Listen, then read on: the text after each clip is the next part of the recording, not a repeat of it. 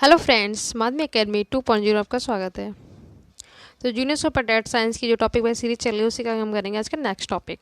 तो आज का टॉपिक है हमारा पौधों में पोषण। इससे पहले मैं जंतु में पोषण करवा चुकी हूँ। अगर आपने वो वीडियो ना देखा हो तो डिस्क्रिप्शन में लिंक दिया हुआ, उस पर क्लिक करके देख लीजिए। तो चलिए बिना टाइम वेस्ट करते हैं आज का वीडियो स्टार्ट। सबसे हमारा पहले फर्स्ट क्वेश्चन है ये, पौधों में, इससे पहले वाले पार्ट में जो करा था इसके आगे के इसमें कर रहे हैं। पौधों में प्रोटीन संश्लेषण के लिए अनिवार्य तत्व है। और जितने भी क्वेश्चन कराऊँ वो किसी ना किसी एग्जाम में पूछे हुए हैं, तो कोई भी एग्जाम की तैयारी करो सभी के लिए इम्पोर्टेंट है। पौधों में प्रोटीन संश्लेषण के लिए अनिवार्य तत्व कौन सा है हमारा? ये आएगा सी, नाइट्रोजन। क्यों? क्योंकि पौधों की वृद्धि के लिए नाइट्रोजन बहुत ही इंपॉर्टेंट तत्व होता है। अगर ये नाइट्रोजन की कमी हो जाएगी तो पौधों की वृद्धि जो होती है वो रुक जाती है। क्लियर? देखो, इससे रिलेटेड एक्स्ट्रा फैक्ट देख लेते हैं। प्रोटीन संश्लेषण एक ऐसी प्रक्रिया इसमें जैव कोश का नया प्रोटीन उत्पन्न करती है। तो प्रोटीन संश्लेषण के लिए आवश्यक तत्व हमारा क्या है? नाइट्रोजन। इसकी कमी से पौधों की वृद्धि रुक जाती है, आपको बता ही चुके हैं।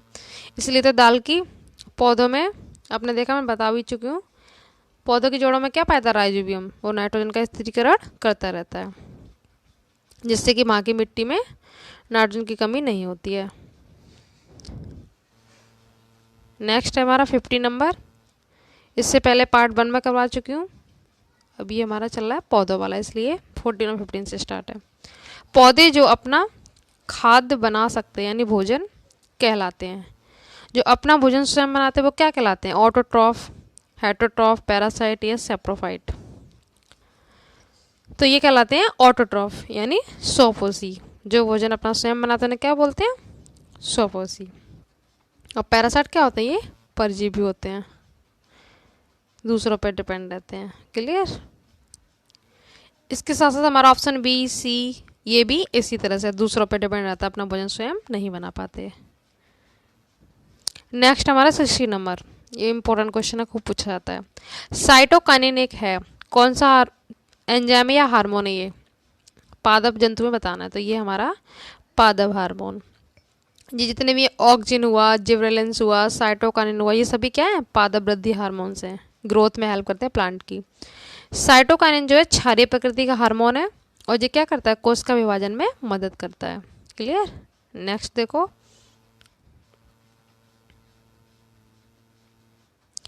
हरे पौधे दिन के समय CO2 की बजाय वायुमंडल में ऑक्सीजन छोड़ते प्रतीत होते हैं। क्यों? इसका रीजन क्या है? तो इसका ऑप्शन क्या होगा? ABC में, डी में से ये होगा हमारा सी। क्योंकि दिन के समय प्रकाश संश्लेषण की दर श्वसन की दर से क्या होती है? अधिक होती है, क्योंकि दिन में इनको प्रकाश की रोशनी भी प्रॉपर अच्छे से मिलती रहती है। इसलिए डिटेल में देखो, दिन के समय प्रकाशन की दर श्वसन की दर से अधिक होती है, इसलिए हरे पौधे दिन के समय CO2 की बजाय वायुमंडल में ऑक्सीजन छोड़ते प्रतीत होते हैं। मतलब दिन में क्या देते हैं? ऑक्सीजन, और रात में ये क्या छोड़ते हैं? CO2। कुछ पौधे हैं जो नाइट में भी ऑक्सीजन देते हैं, जैसे बरगद हो गया, पीपल हो गया। क्लियर? नेक्स्ट देखो, ये मोस्ट इंपॉर्टेंट क्वेश्चन है। कीट भक्षी पौधों, जो कीटों का भक्षण करते हैं वो पौधे भी होते हैं, कौन कौन से होते हैं ये आपको बताऊंगी। कीटों का के भक्षण करने का प्रमुख कारण क्या है? ये कीटों को क्यों खाते हैं पौधे? ऐसा क्या रीजन है? तो क्यों खाते हैं? ये है नाइट्रोजन प्राप्त करना चाहते हैं उनसे, इसलिए। कीट भक्षी पौधे कौन कौन से होते हैं? ड्रोसेरा हो गया, और आपका घटपर्डी हो गया जो घड़े के आकार का होता है, यूट्रिक्लोरिया हो गया, ड्रोसेरा हो गया, ये सब कीट भक्षी पौधे होते हैं, जो कि ये ऐसी जगह पे ग्रो करते हैं जहाँ पे नाइट्रोजन की बहुत कमी होती है। इसीलिए कीटों को खाकर नाइट्रोजन को पूरा करते हैं, उसकी नाइट्रोजन कमी को पूरा करते हैं। क्लियर? देखो, ये मैंने जो भी आपको बताया था, यूट्रिक्लोरिया, ड्रोसेरा, नेपेंथीज, ये सब इसीलिए कीटों का भक्षण करते हैं, नाइट्रोजन की कमी होती है ना, इसलिए। अब देखो कीट भक्षी पौधे कौन कौन से हैं, ये मैं आपको बता ही चुकी हूँ अभी। एक डायोनिया और देख लो। कीट भक्षी पौधे किसकी कमी को पूरा करने के लिए कीटों का भक्षण करते हैं? ऐसे ही पूछ सकते तो नाइट्रोजन, क्योंकि जहाँ इस जगह पे ग्रो करते हैं वहाँ पे नाइट्रोजन की कमी बहुत होती है, इसलिए। जलीय कीट बच्ची पौधा क्या है? यूट्रिक्लोरिया। वह कीट बच्ची पौधा जो वीनस फ्लाई ट्रैप के नाम से जाना जाता है। वीनस फ्लाई ट्रैप, एकदम से ट्रैप क्या होता है? जाल होता है, एक जाल की तरह इनका मुंह होता है, उसमें जैसे कीट जाता है उस जाल को एकदम से मुंह को बंद कर लेते हैं, शिकार इनका अंदर पहुंच जाता है। तो ये क्या है? डायोनिया। इसी को ही वीनस फ्लाई ट्रैप कहते हैं। क्लियर? ब्लैडर वर्ड कीट बच्ची पौधे का वानस्पतिक नाम क्या है? इसका भी यूट्रिक्लोरिया कोलेरिया। ये एक जलीय कीट बच्ची पौधा है, जल में रहता है। नेक्स्ट है हमारा पादपों में ऑक्सिन की सबसे ज़्यादा सांद्रता कहाँ होती है? ये भी हमारा पादप हार्मोन है, अभी बताया था, जिब्रेलिन्स, ऑक्सिन, साइटोकाइनिन, ये सब पादप हार्मोन है। तो ये वृद्धि करने वाले शीर्ष भाग में, वहाँ इसकी सांद्रता सबसे ज़्यादा होती है। नेक्स्ट देखते हैं 20 नंबर क्वेश्चन है, दो जीव अच्छे मित्र हैं, साथ साथ रहते हैं, इनमें से एक आवास जल पोषक तत्व प्रदान करता है, दूसरा उसको भोजन देता है, मतलब एक दूसरे की हेल्प करते हैं। तो इस संबंध को क्या कहेंगे? ये कहलाता है हमारा सहजीवन। ये लाइकन इसका बेस्ट एग्जाम्पल है। देखो ये तो मैं आपको बता ही चुकी हूँ, नॉर्मल सा एक दूसरे हेल्प करते हैं। इसका एग्जाम्पल देखो, लाइकन। लाइकन एक शैवाल है तथा एक कवक। लाइकन में एक कवक और एक शैवाल घनिष्ठ रूप से साथ साथ रहते हैं। शैवाल क्या करता है? निर्मित भोजन कवक को मिलता रहता है। शैवाल से जो भी भोजन कवक प्राप्त कर लेता है, और इसके बदले कवक क्या करता है? खनिज लवण, स्थान और रक्षा, ये सब शैवाल की करता रहता है। इस तरह से एक दूसरे की हेल्प करते हैं, मतलब शैवाल कवक को लाभ पहुंचाता है, कवक शैवाल को, इसलिए इसको बोलते हैं सहजीवन। और शैवाल से एक एग्जांपल और आता है कि जहाँ पे ये ग्रो करते हैं ना, वहाँ पर बिल्कुल भी वायु प्रदूषण नहीं होता। वायु प्रदूषण के सूचक कहे जाते हैं लाइकेंस। शैवाल नहीं, सॉरी, लाइकेंस। लाइकेन क्या होते हैं? वायु प्रदूषण के सूचक कहा जाते हैं। जिस जगह पे लाइकेन होते हैं वहाँ पर वायु प्रदूषण बिल्कुल भी नहीं होता, और जहाँ पर वायु प्रदूषण सबसे ज़्यादा होगा वहाँ पे लाइकेन बिल्कुल नहीं होंगे। तो ये वायु प्रदूषण के सूचक कहे जाते हैं, इसको याद रखना अच्छे से। नेक्स्ट देखो, कुछ जीव जंतु पेड़ पौधे एवं जंतुओं को भोजन के रूप में ग्रहण करते हैं, उन्हें क्या कहा जाता है? पौधे तथा जंतु जो दोनों से प्राप्त करते हैं तो उन्हें बोलते हैं सर्वाहारी। जैसे मनुष्य हो गया, ठीक है, कौवा हो गया, भालू हो गया, ये सब सर्वाहारी में आते हैं। और जो गाय, बकरी, ये सब हमारे शाकाहारी में रहते हैं। और मांसाहारी में कौन कौन रहता है? शेर, चीता। मोस्ट इम्पोर्टेंट क्वेश्चन, ये भी खूब पूछा था। प्रकाश संश्लेषण में उपोत्पाद के रूप में मुक्त ऑक्सीजन का स्रोत है, तो ये जल है, इसमें जल मुक्त होता है। ये देखो इसकी रिएक्शंस, इसमें हाइड्रोजन आयन और हाइड्रोक्सिल आयन में अपघटन हो जाता है, तो याद रखना इसका आंसर जल होगा। ऑक्सीजन वायु में विमुक्त हो जाती है और इलेक्ट्रॉन वापस क्लोरोफिल में चले जाते हैं। स्पष्ट है कि ऑक्सीजन की विमुक्ति किससे होती है? जल से। पूछा था, इसमें बच्चे कंफ्यूज जाते हैं, CO2 पे लगा के रख देते हैं, तो इसका आंसर क्या होगा? जल। निम्नलिखित में से सही कथन चुनना है। केवल पत्तियों में ही प्रकाश संश्लेषण होता है। ये ऑप्शन बी, सी, कौन सा होगा इसमें से सही? डी ऑप्शन, और देखते हैं। इसका डी ऑप्शन मिसप्रिंट हो रहा है, मैं ओरली बोल देती हूँ। इसका डी ऑप्शन है, केवल हरी पत्तियों वाले पौधे ही प्रकाश संश्लेषण कर सकते हैं, मतलब जिनकी पत्तियां हरी होती है केवल वो ही प्रकाश संश्लेषण कर सकते हैं। तो इसमें से तीन में से ये तो कोई भी सही नहीं है, तो हमारा डी ऑप्शन ही सही होगा, केवल हरी पत्तियों में ही प्रकाश संश्लेषण होता है। इसे डिटेल में देख लेते हैं अब। ये केवल हरी पत्तियों वाले पौधों में ही होती है प्रकाश संश्लेषण की क्रिया, यानी फोटोसिंथेसिस, और हरे भाग सौर ऊर्जा को ग्रहण कर वायुमंडल से ली गई CO2 भूमि से क्या लेते हैं? जल और कार्बोहाइड्रेट का निर्माण करते हैं। और किस ऊर्जा का प्रयोग करते हैं? सौर ऊर्जा का। ये भी पूछा गया क्वेश्चन, किस ऊर्जा का यूज करते हैं? तो सौर ऊर्जा का। और ऑक्सीजन व जल सहायक उत्पाद के रूप में निष्कासित होते हैं। पौधों में होने वाली ये क्रिया हरित लवक पड़हरित की उपस्थिति में होती है, यानी क्लोरोफिल की उपस्थिति में होती है। ये रिएक्शन भी बहुत पूछी जाती है, ऑप्शन में दे देगा 4 रिएक्शन, तो पूछेगा कि इसमें से कौन सी रिएक्शन है जो फोटोसिंथेसिस की है। तो 6 CO2 लेना है, यानी 6 अणु इसके कार्बन डाइऑक्साइड के, 12 पानी के, यह सूर्य का प्रकाश हो गया हरित लवक, इससे हमारा बनेगा ग्लूकोज C6H12O6 और ऑक्सीजन और पानी। क्लियर?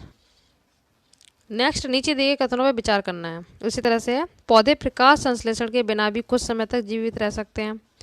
सेकंड है, पौधे श्वसन के बिना भी कुछ समय तक जीवित रह सकते हैं। थर्ड है, पौधे के जीवित रहने के लिए प्रकाश संश्लेषण दोनों ही आवश्यक। ये भी सही है और ये भी सही है।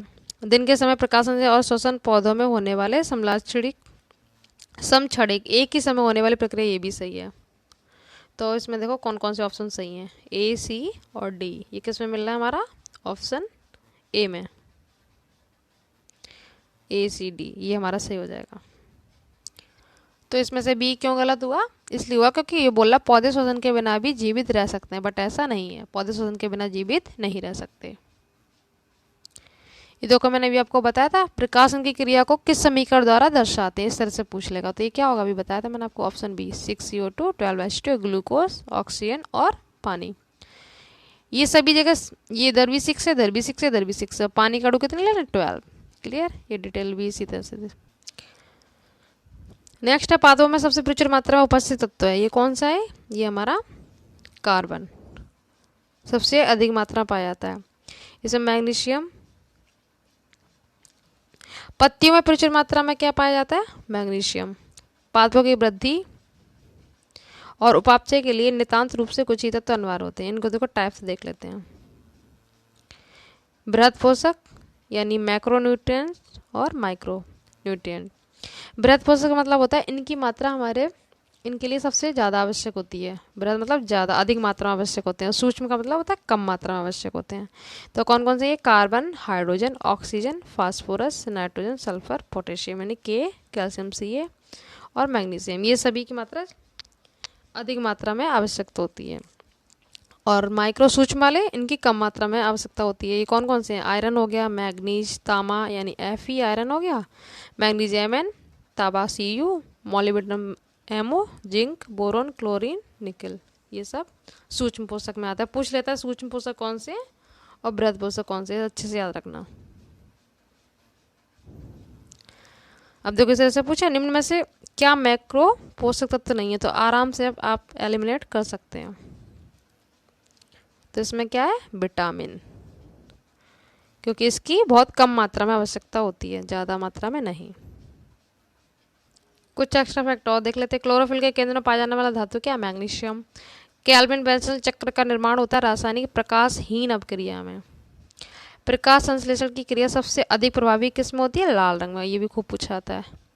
और सबसे कम प्रभावी किस में होती है? हरे यानी ग्रीन कलर में। और देखो प्रकाश की प्रकाशिक और अप्रकाशिक अपक्रियाएं क्लोरोप्लास्ट में कहाँ संपन्न होती हैं? ये होती है ग्रेना और स्ट्रोमा में। प्रकाश में निकलने वाले ऑक्सीजन का उद्गम होता है जल के अपघटन द्वारा, ये इससे पहले मैं करवा भी चुकी हूँ ऑब्जेक्टिव में। केल्विन चक्र क्या होता है?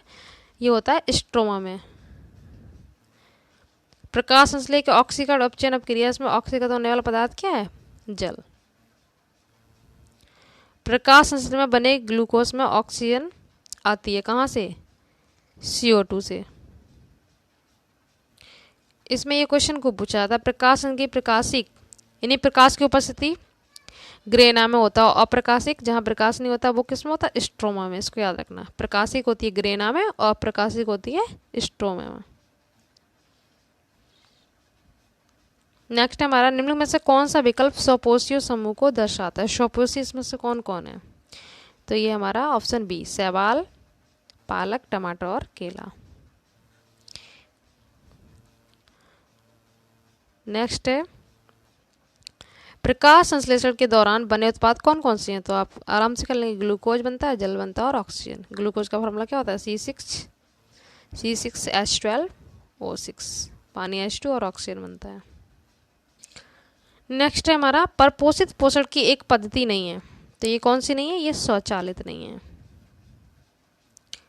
नेक्स्ट हमारा, निम्न में से कौन सी प्रक्रिया कार्बन डाइऑक्साइड वातावरण से हटाती है यानी CO2 को कम करती है? तो ये कौन सी होगी? प्रकाश संश्लेषण, क्योंकि CO2 का यूज होता है भोजन बनाने में, तो वातावरण में ऑक्सीजन मुक्त होती रहती है और CO2 कम होती है मात्रा में उत्पन्न। नेक्स्ट है हमारा, किस प्रक्रिया में ऑक्सीजन वायु में मुक्त होती है? तो ये भी किस में होती है? प्रकाश संश्लेषण में। नेक्स्ट है, किस प्रक्रिया में ऑक्सीजन वायु मुक्त होती है? फिर से वैसे ही है, प्रकाश संश्लेषण में। इसकी डिटेल दे रखी है, आपको बता चुकी मैं कई बार। नेक्स्ट क्वेश्चन है हमारा, फोटोसिंथेसिस के किस स्तर पर ग्लूकोज का निर्माण होता है? तो ऑप्शन देखते हैं इसके। तो इसका आंसर होगा ABCD में से ऑप्शन बी, कैल्विन साइकिल। जो कैल्विन चक्र होता है ना, उसमें होता है। इसी के माध्यम से सूर्य की प्रकाश की उपस्थिति में पौधे प्रकाशन के माध्यम से अपने भोजन का निर्माण करते हैं, और दूसरे स्तर पर कैल्विन चक्र के दौरान ग्लूकोज का भी निर्माण हो जाता है। कैल्विन चक्र जो पौधे के क्लोरोप्लास्ट में होने वाली जैव रासायनिक प्रक्रिया की एक श्रृंखला है। नेक्स्ट, फाइटोक्रोम एक प्रशांत रूप है। तो इसका आंसर होगा ऑप्शन ए। ज़्यादा क्वेश्चन नहीं बचे, बस 43 तक जाना है। इसका हो जाएगा P660। नेक्स्ट है हमारा, प्रकाशन के लिए आवश्यक नहीं है। तो क्या आवश्यक नहीं है? ऑक्सीजन आवश्यक नहीं है, क्योंकि ऑक्सीजन तो इसमें मुक्ति होती है। सनलाइट भी चाहिए, CO2 भी चाहिए, क्लोरोफिल भी चाहिए। ऑक्सीजन इसमें मुक्त होती है, तो क्या मुक्त हो रही है? तो इसकी आवश्यकता नहीं पड़ती। क्लियर? और इसकी रिएक्शन अच्छे से याद रखना, कई बार बात पूछी जाती है। ये क्वेश्चन में आप आराम से कर लेंगे। प्रकाशन की प्रक्रिया में पौधे किस ऊर्जा का उपयोग करते हैं? आपको बताया था अभी, सौर ऊर्जा का करते हैं। मोस्ट इंपोर्टेंट क्वेश्चन है, पूछा जाता है। 37 नंबर देखो, पौधे के मामले में मिट्टी में अवशोषित किया गया नाइट्रेट किस में बदल जाता है? ये बी, मुक्त नाइट्रोजन में परिवर्तित हो जाता है। ये इसकी डिटेल है। नाइट्रोजन में परिवर्तित होता है, मिट्टी से अवशोषित किया गया नाइट्रेट किस में होता है? नाइट्रोजन में। इसका फार्मूला क्या है? नाइट्रेट का NO3 होता है।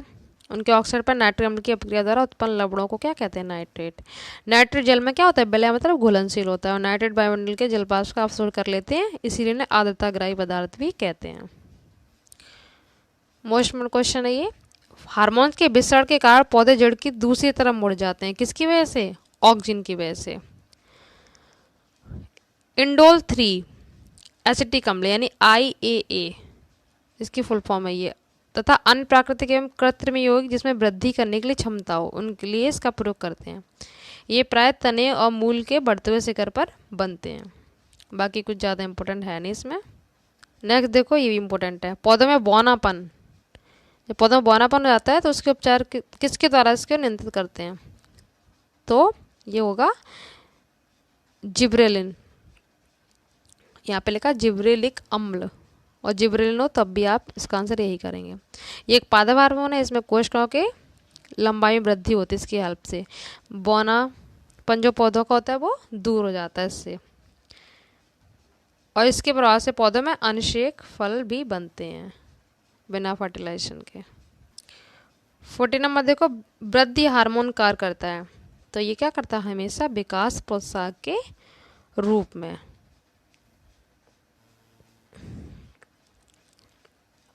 नेक्स्ट हमारा, पौधों का सार्वभौमिक प्राकृतिक ऑक्सीजन है।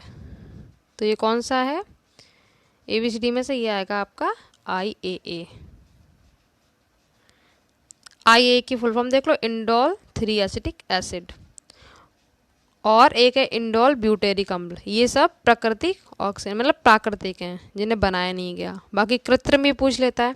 तो कृत्रिम कौन कौन से हैं? एक हमारा NaA यानी नेफ्थलीन एसिटिक अम्ल, और एक हमारा 2,4-D यानी डाइक्लोरोफिनॉक्सी एसिटिक अम्ल। NaA 2,4-D ये हमारे कृत्रिम है, और IAA और IVA यानी इंडोल ब्यूटेरिक अम्ल ये हमारे कैसे हैं? प्राकृतिक। याद रखने से पूछा जाता है। पौधों में कोशिका वृद्धि और कोशिका विभेदीकरण को बढ़ावा देते हैं, कर लेंगे आप आराम से। तो साइटोकाइनेंस कोशिका वृद्धि के लिए हेल्प करता है, बोने के लिए क्या करता है? जिब्रेलिन्स। लास्ट क्वेश्चन है हमारा इस टॉपिक का, पौधों में स्रावित होने वाला वह हार्मोन जिसके कारण उसका तना सूरज की रोशनी को झुकता है, क्या कहलाता है? अभी आपको बताया था ये क्या है? ऑक्सीजन। इसकी वजह से सूर्य की रोशनी की ओर झुक जाता है पौधा। तो ये पादप हार्मोन अच्छे से याद रखना, पूछे जाते हैं बहुत। तो आज के लिए इतना कर लेते हैं, बाकी नेक्स्ट टॉपिक लेंगे अगले वीडियो में। Thank you so much.